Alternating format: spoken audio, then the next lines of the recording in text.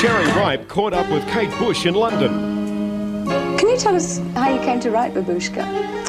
How I came to write it? Yes, it was really a theme that's fascinated me for some time. It's really based on a theme that's used a lot in folk songs, which is where the wife of the husband begins to feel that perhaps he's not faithful.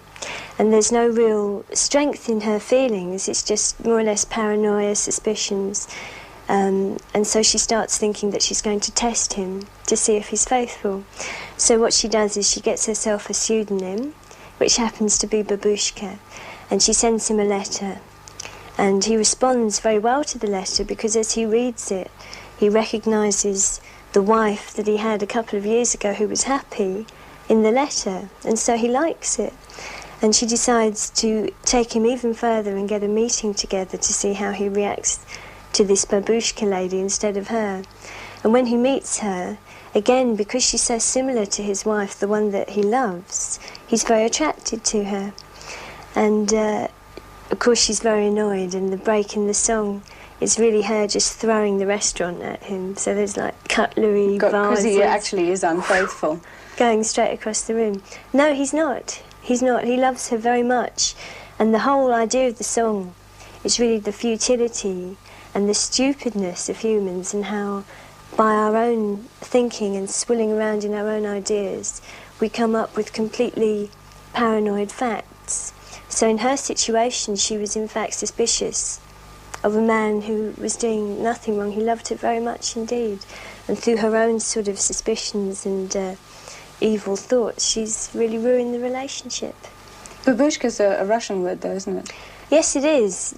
In context of the song, though, I just popped the name in because it felt right. And I presumed that I picked the name up from a fairy story or something when I was a kid. But in fact, it is a Russian word for grandmother. Something I didn't realise at the time. It just felt like a really good name for the lady. You do your own choreography. Did you do the choreography on the video clip of Babushka? Yes, I did. Oh. That's another thing that I enjoy, and I think probably why I can do it is because I actually write and create the songs. Did you do the costumes as well?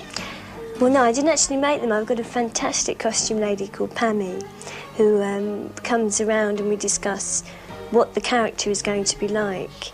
Because, again, this is the thing, once the song has been written, whoever is singing that song isn't necessarily me anymore, it becomes the character. And in the video, it's very much two people. It's the wife, and it's the wife really zapped up to be Babushka. And so we had to get the contrast, that's very important. And in the video, what I was trying to do was make the wife very bare, very black, very sinister and geometric, and using the double bass symbolically as the husband. So she's sort of manipulating him and pushing him away and being very cold. And in the choruses, she's just Babushka, just completely free and wild and mad. And so it was really trying to get the contrast between the two characters and using the double bass as the symbolic gesture of the husband. Yeah. You used to play violin, and you also play piano, I believe. Yes, I do. Violin, I haven't touched for years. I learnt it as a child, and it was very useful for me, actually. I really did get some good things like music theory. That was very important for me. Kate Bush. Hey, now it's back to the Romantics. Wake up, fellas. Oh. Hey, Rich.